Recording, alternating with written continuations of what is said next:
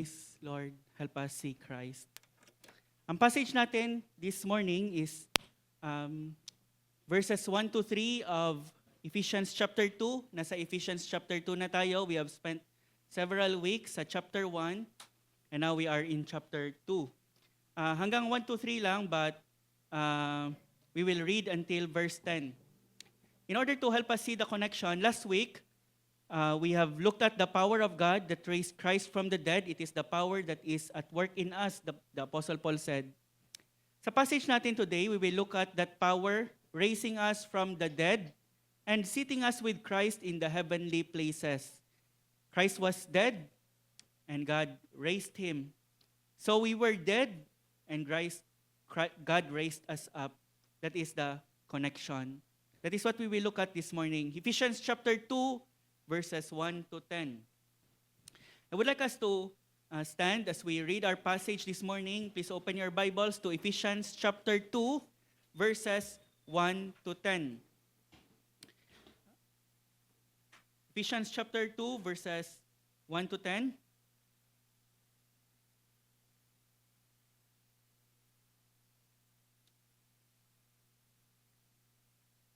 And you were dead in the trespasses and sins in which you once walked, following the course of this world, following the prince of the power of the air, the spirit that is now at work in the sons of disobedience, among whom we all once lived in the passions of our flesh, carrying out the desires of the body and the mind, and were by nature children of wrath like the rest of mankind. Yan lang yung passage natin this morning, pero we will read until verse 10 so that we can see the flow of thought of the Apostle Paul. But God, being rich in mercy, because of the great love with which He loved us, even when we were dead in our trespasses, made us alive together with Christ. By grace you have been saved. And raised us up with Him and seated us with Him in the heavenly places in Christ Jesus, so that in the coming ages He might show the immeasurable riches of His grace in kindness toward us in Christ Jesus. For by grace you have been saved through faith, and this is not your own doing, it is the gift of God, not a result of works, so that no one may boast. For we are His workmanship, created. We were once dead, but we were now created in Christ Jesus for good works, which God prepared beforehand that we should walk in them. Lord, sa kanta ni Menchi kanina, that is our prayer. Open our eyes, help us see Christ. In His name we pray. Amen. Please be seated, brethren. Ang mga diamond merchants, when they show a diamond to potential buyers, they would first take out a dark velvet cloth and place that diamond in that dark background. This is because ang beauty and ang luster of that diamond can be seen more brightly when placed against a dark backdrop. That is what Paul is doing in the first 3 verses of chapter 2 in the passage na binasa natin. Before he pulled out the diamond of the grace of God, he first took out the dark velvet backdrop of our sin and depravity. This is because the splendor of His saving grace most fully glitters upon the dark canvas of human depravity, human sinfulness, human deadness, and divine wrath.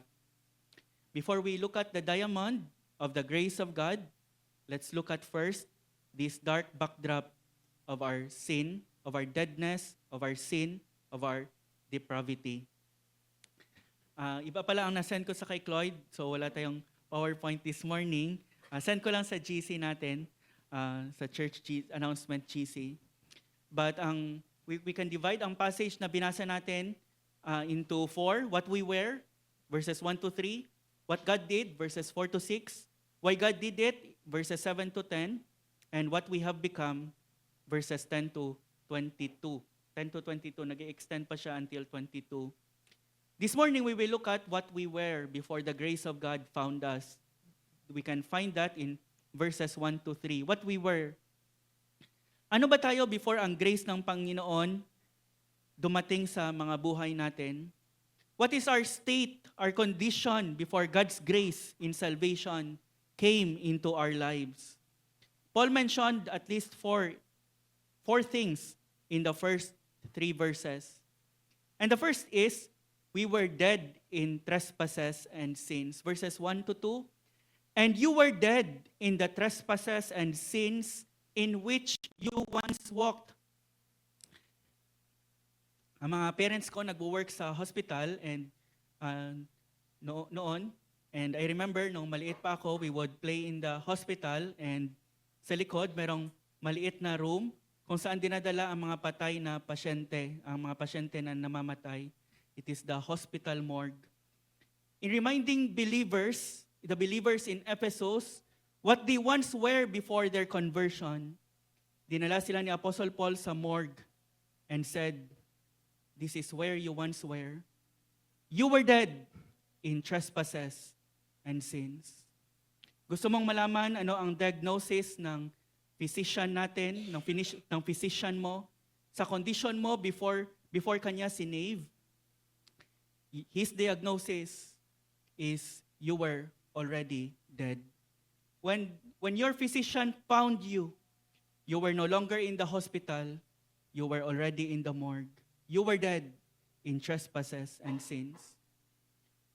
Ang diagnosis ng Panginoon is that you were not just sick, you were dead. Ang Greek word for dead in this passage means dead. The word dead in Greek is nekros, from where we derive the word necro, which pertains to a dead person.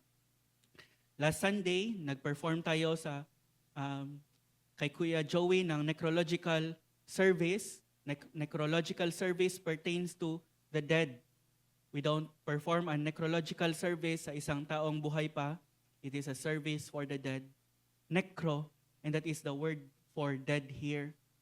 But what does it really mean when the Apostle Paul says, you were dead in your unbelieving state? Kung ang unbelievers naman ay, they feel very alive. Notice, this dead person walks. Verse 2, in which you once walked, following the course of this world. This is a dead man walking. This dead person lives, among whom we all once lived in the passions of our flesh. This dead person has desires, carrying out the desires of the body and the mind. Verse 3. So what does it mean to be dead? When we still walk, when we still have desires, when we still live. To be spiritually, it means to be spiritually dead. To be spiritually dead does not mean we are physically dead, socially dead, or psychologically dead. It means we are alive in one sense, but we are dead in another sense.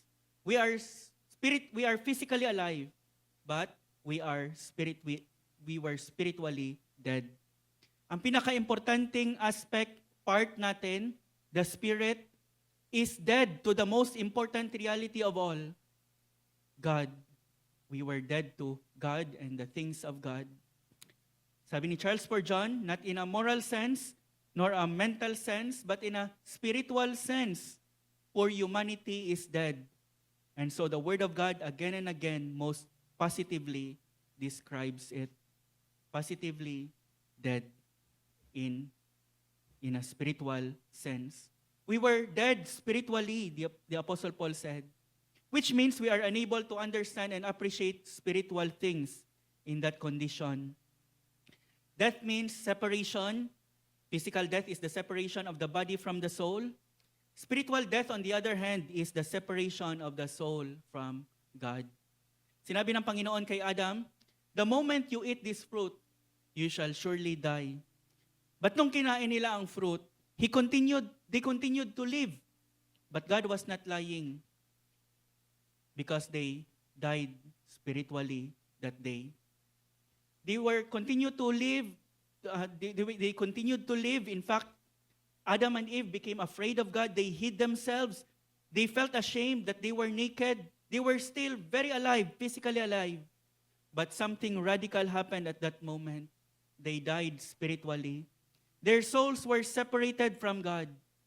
And being separated from God, Adam and Eve and their descendants began to live their lives in that deadness, in trespasses and sins. Nakikita natin yan when just after they sinned against the Lord, they hid from Him before the most important time of the day. The day they look forward to, the time they look forward to every day was when they were walking with God in the garden. But then they have no interest for Him, desire for Him. They were totally afraid of Him. They hid themselves. That is the result of their deadness. Wala nang desire for the things of God. Wala nang interest in spiritual things because they were spiritually dead. Paul said, we were dead in trespasses and sins. We were alive physically, but dead spiritually in trespasses and sins. The idea behind the word trespasses is that we have crossed a line, challenging the boundaries that God has set. Sabi ng Panginoon, no trespassing, but we did not care. We trespassed the boundaries He set. Ang idea behind the word sins is that we have missed the mark, the perfect standards of God, we have missed it. That is the sphere we are in. That is where we are walking, in which we once walked. Where are we walking? In what sphere? In what sphere? In the sphere of trespasses and sins. Walk means the way we live. We lived in trespasses and sins. Our entire way of life before God saved us was one of repeated, perpetual disobedience to God. Every step of our lives in the walk that we once lived, in the walk that we once walked, was a step in sin, was a step of sin and transgression against God. Every step was a step away from the Lord. We ignored and challenged the boundaries He set, and we continually missed the mark. We continually missed His standard. And we can, in that condition, we can do nothing to please God. Whatever is not from faith is sin. All we do is sin. We are dead in the things of God. Unless God will raise us up, we can have no spiritual life within us. We were alive physically, but we were void of the life of God in our souls. Radical, very radical ang condition natin before the grace of God found us. And the solution to our condition must also be radical. Someone who is able to make us alive must make us alive, or we will remain spiritually dead. Yan ang only solution. This was your horrible state when you were an unbeliever. From the moment we were born, the Bible says we were dead. Behold, I was brought forth in iniquity, and in sin did my mother conceive me. We were dead, sabi ni Apostle Paul. You were dead in trespasses and sins. From the moment we were born, we were DOA, dead on arrival in this world. We entered this world spiritually dead, and we will remain dead until someone who is able to make us alive, to regenerate us, cause us to be born again. You may be handsome or beautiful, outwardly presentable before in your lost, unbelieving state, but you and I were really walking dead. Walking dead. Ang great Scottish commentator na si John Eadie, he said, it is a case of a dead walking. It is a case of a dead walking. We were dead in trespasses and sins in which we once walked. Very clear, a walking dead. You and I were spiritual zombies. You and I were spiritual zombies. You do not want, this is what we were when we were in our previous condition. Ano ang karakteristik ng isang dead person? It will not respond to anything. Ang isang dead person will not respond to anything. Suntukin mo, sipain mo, kilitiin mo, a dead person will never respond. Bigyan mo ng sobrang sarap na pagkain, a dead person will never appreciate it. A dead person cannot react, he no longer responds to light, sound, smell, taste, pain, or anything else. He is totally insensitive, unresponsive. He is dead. In the same way, being spiritually dead, we will never respond to spiritual things. We will never respond. We can never do anything in order to be saved. A dead person cannot respond. Sa aming province sa Negros, sa barangay ni na Rhea, may isang burol. During the funeral, papuntang sementeryo, di ba mahina lang ang takbo ng otoponibre kasi naglalakad lang ang mga tao sa probinsya. Nagulat sila nung sobrang bilis ng takbo ng sasakyan ng otoponibre. Pagdating nila sa sementeryo, nakita nila na nandun na ang driver ng otoponibre sa labas ng kanyang sasakyan at parang kinakabahan. Kaya pala ganun ang takbo niya kasi may gumagalaw daw sa loob ng kabaong. Yun pala, hindi siya sinabihan ng pamilya, ang namatay mahilig sa sabong. Nilagay nila sa loob ng kabaong niya ang kanyang manok. Hindi man lang sinabihan ang driver. And so, sobrang lakas ng patakbo niya ng kanyang otoponibre dahil may gumagalaw sa loob ng kabaong. Pero alam natin na ang patay na tao ay hindi kailanman gagalaw. We are not physically dead, but we are spiritually dead. We can never lift a finger in our salvation. We can never utter the lips, God have mercy on me. We can never move a millimeter towards God unless the Lord would give us life. Just as a person physically dead does not respond to any physical stimuli. Pabayaan na natin ang manok. So a person spiritually dead is unable to respond to spiritual things. Just as a physically dead person cannot respond to a physical stimuli, so a person spiritually dead is unable to respond to spiritual things. A person who is spiritually dead has no life but by which he can respond to spiritual things, much less live a spiritual life. Unless God bestows His grace, we will have no inclination or responsiveness towards God. That is why ang kailangan natin is not moral recovery programs, hindi self-help books. Ang kailangan natin ay new birth in our spiritual deadness. We needed to be born again. Yan ang solusyon. Nashock si Nicodemus when Jesus Christ said to him, during this time, Nicodemus was probably one of the most religious persons in Israel. Sabi ni Jesus Christ sa kanya, Nicodemus, you must be born again. Unless a man be born again, he cannot enter the kingdom of God. Hindi ni Jesus sinabi sa kanya, you must be well again. Jesus Christ said to him, to his utter shock, you must be born again because Nicodemus, you are dead. The problem with us is not that we sin from time to time. The problem with us in our unregenerate state is we were dead in sin, unable to do anything pleasing to the Lord. God must raise us from the dead or we can never respond to His calling. A miracle must happen, bringing the dead back to life before we can come to God. It takes a miracle, just like it takes a miracle to raise a physically dead person. It takes a miracle to raise a spiritually dead person. That is why the Prince of Preachers, Charles Spurgeon, also said, the greatest of all miracles is the salvation of a soul. Has this happened to you already? The greatest of all miracles, the salvation of your soul. You were once dead in trespasses and sins. God raised you up and there are evidences, plenty of evidences in your life. You now desire Him more than anything in your life. You love Him, you pursue Him more than anyone or anything. Spiritually dead.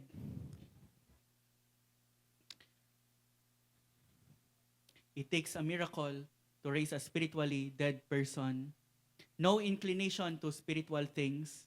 In our deadness, we are unable to come to Christ. Jesus Christ said in John chapter 6 verse 44, no one can come to me unless the Father who sent me draws him. Some people say I can come to God, but Jesus Christ is clear. No one can come to me unless the Father who sent me draws him. In case we miss it, Inulit ni Jesus Christ in verse 65 of John chapter 6, "For this reason I have said to you that no one can come to me unless it has been granted by the Father."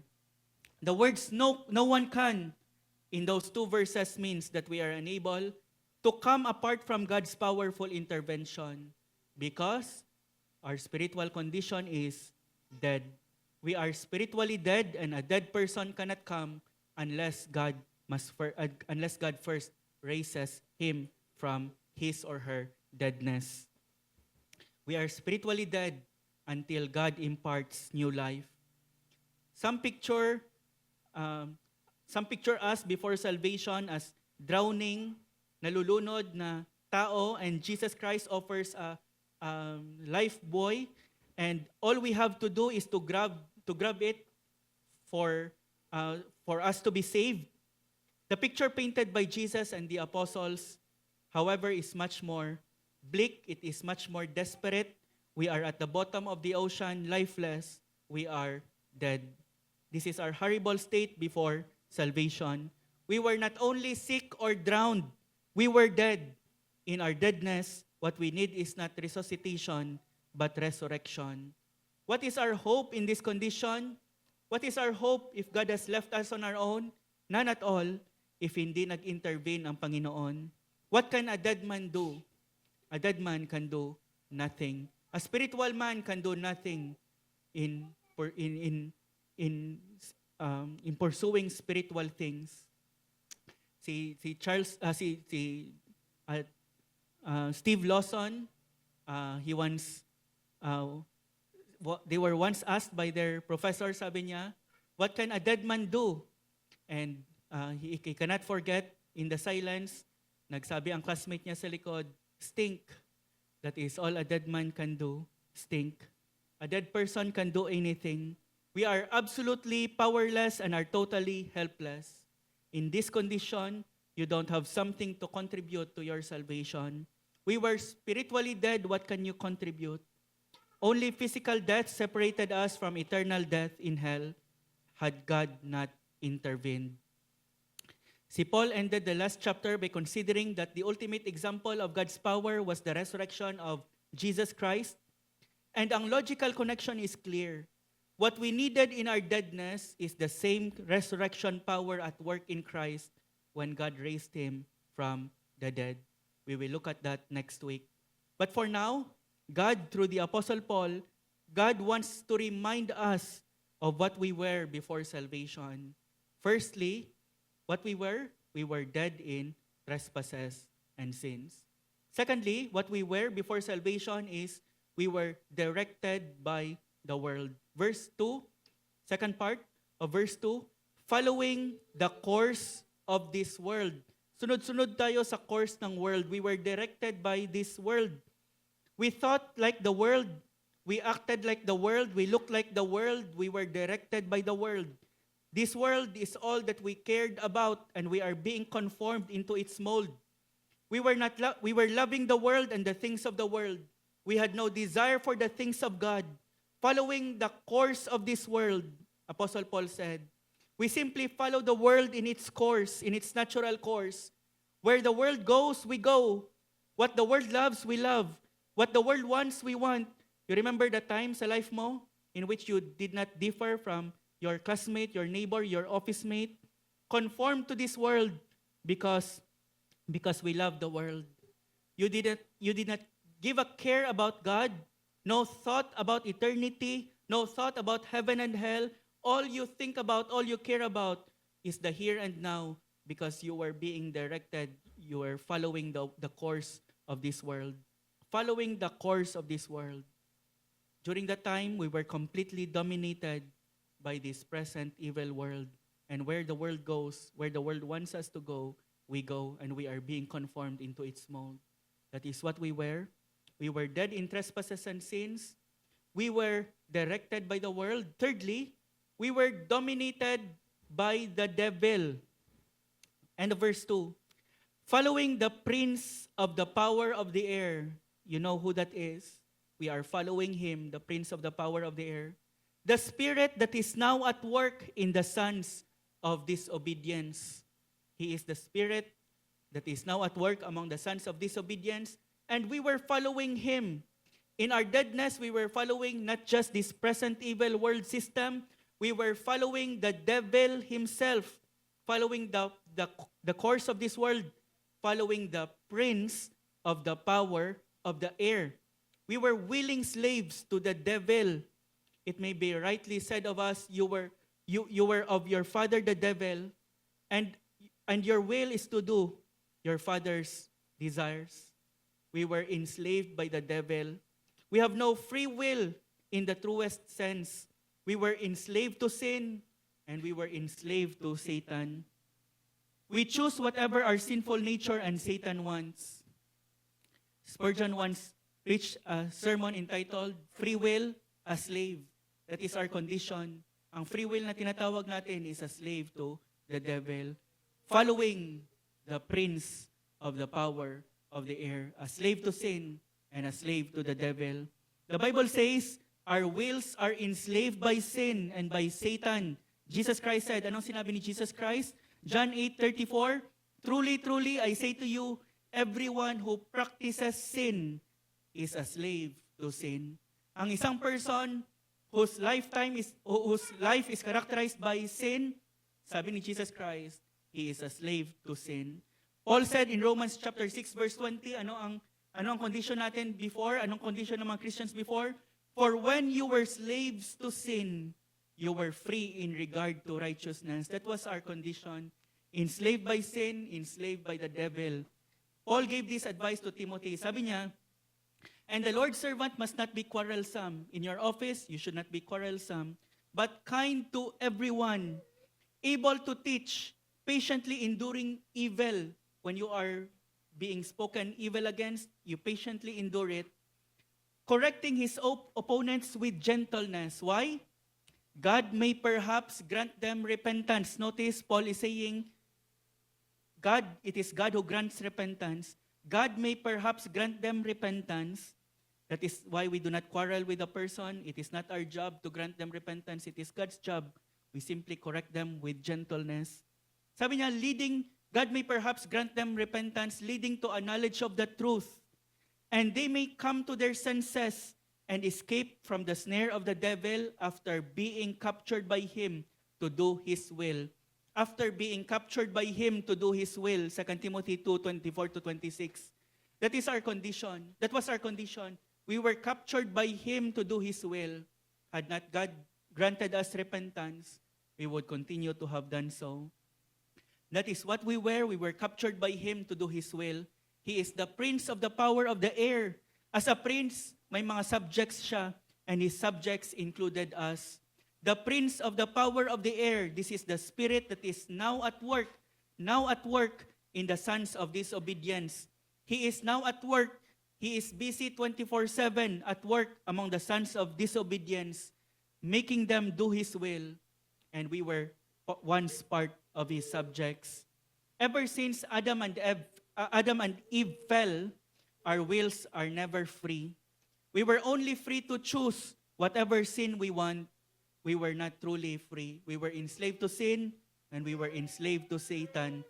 Our wills are being directed captured by Satan in order for us to do his will. I agree with John MacArthur when he said this. I would define free will as this: every human being has the freedom to choose whatever sin he wants. Every human being has the freedom to choose whatever sin he wants. That's free will. That's our free will. It is free will, but enslaved. You can choose whatever sin you want to choose. You just can't choose not to sin.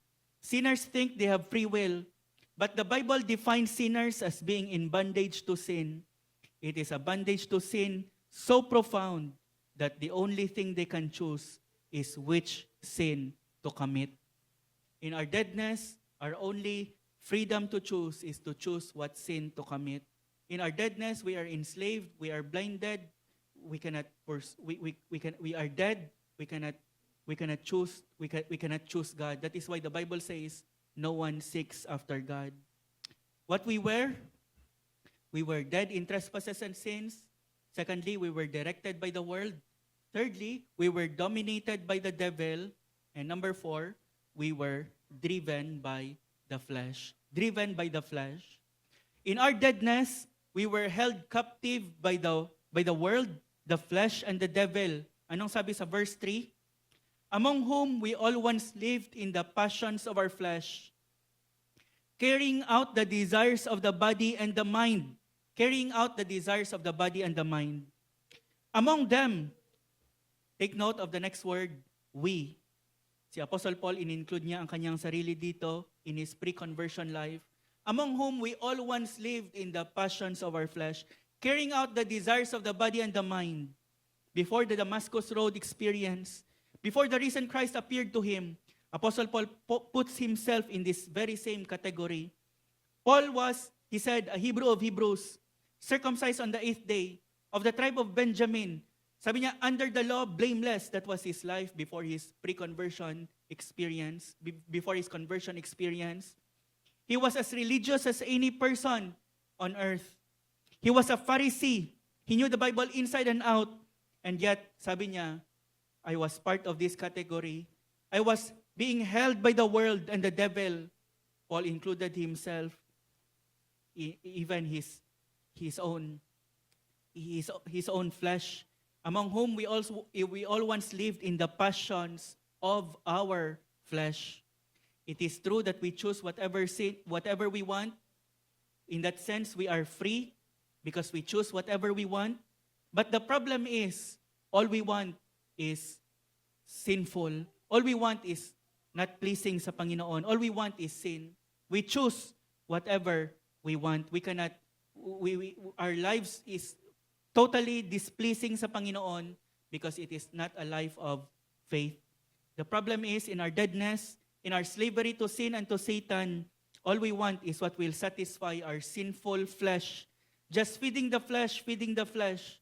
It was a feeding frenzy, feeding the flesh with whatever will satisfy and gratify our sinful lusts.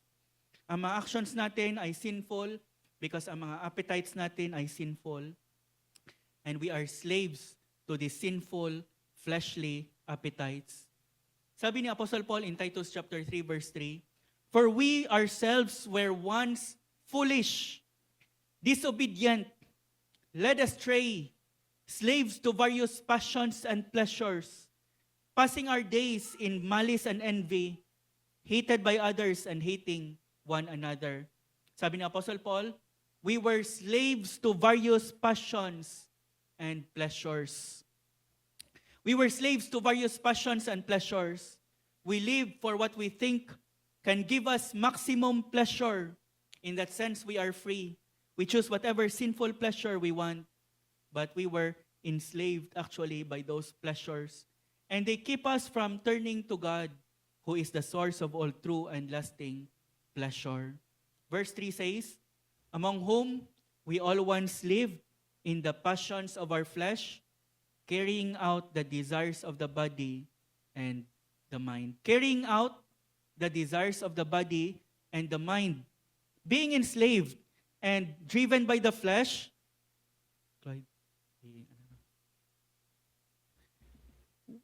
Being enslaved and driven by the flesh, we carry out the desires of the body and the mind. Whatever would satisfy our carnal appetites, we pursue. We choose our own sinful, bodily, and carnal desires over God's desires. What can you expect of a spiritually dead person? Paul said to set the mind on the flesh is death. And in that state, we lived in total rebellion against God. We chose the pleasure offered by sin and the world and the devil over the pleasure at God's right hand. We dishonored Him by one disobedience on top of another. Everything we did is sin because they were not done in faith. And everything not done out of faith, the Bible says, is sin. We do not do things out of a heart that truly loves and honors God in that spiritual deadness. We were driven by the flesh. Paul said, the mind that is set on the flesh is hostile to God. We were not in friendly terms with God. We were hostile to Him. Buti sana kung hinahanap natin ang Panginoon at nung natagpuan niya tayo, sinave niya tayo. That is not the case. We are in rebellion against Him. Tinataas natin ang ating kamao sa Kanya. We are saying, leave me alone. That is what we were. Perhaps you say, hindi naman ako ganyan ka-wicked in my past. Perhaps you have never been drunk, never used illegal drugs, you have not had fornication or adultery in the past. You've lived an outwardly moral life. You may not really see yourself as wretched, as John Newton puts it. But it is only because of the restraints God has placed upon us. For me, I have grown to understand that it was only my outward circumstances of growing up, my environment, having good parents, having a good environment, that kept me from all manner of evil. If nag-grow up ako sa isang pagan home, sa isang immoral environment, I would have committed horrible sins and crimes because I know my heart by nature is corrupt. And had God not taken the initiative in giving me life, I would never come to Him. I would never come to Him. In this state of deadness and disobedience, we deserve nothing but everlasting damnation. We deserve nothing but His furious anger. We deserve nothing but His eternal penalty. That is why, sabi ni Apostle Paul, we were also children of His wrath. What we were dead in trespasses and sins. We were directed by the world. We were dominated by the devil. We were driven by the flesh. And lastly, number 5, we were destined for wrath. Or if you want another D, we were doomed to destruction. Verse 3, and were by nature children of wrath like the rest of mankind. Ang phrase na children of wrath is a Hebrew way of saying we are characterized by the wrath of God. We were characterized by the wrath of God. As God's enemies, we rightfully deserve His wrath. That is why our verse says, we were children of wrath. Before ang conversion natin, we were not children of God. We were rather children of His wrath. What is wrath? Ano ang wrath ng Panginoon? It is defined as God's righteous anger, and every sinner is under the dreadful wrath of God. Si John Piper, he defined the wrath of God as the greatest negative force in the entire universe, and it was being directed towards us. That is our destiny. Suffering in hell, eternal suffering in hell, not just for a day or a year or for a century, but for all eternity. We were by nature children of wrath. Sa ating unregenerate state, God's wrath always hung over us. If you have heard of the Damocles sword, yan yung picture natin. Sa isang Roman legend, may isang tao na ang pangalan ay si Damocles. He was a servant of the king. And in that legend, a sword was made to hang over his head. And that sword is held only by a single strand of a horse's hair, of a horse's tail, hair sa kanyang tail. Just like the Damocles sword, God's wrath hangs over us like a single thread. When we were children of wrath, kahit saan tayo pumunta, that sword hung over us before God removed it. We were children of wrath. This is our condition apart from the grace of God. Even ang mga elect ng Panginoon, even the elect of God before their conversion, are under the wrath of God. They are not in a separate category. Yes, God loved them with an everlasting love. But until their conversion, while they are here in this world, they are also objects of wrath from a holy God in heaven because they are outside of the Lord Jesus Christ.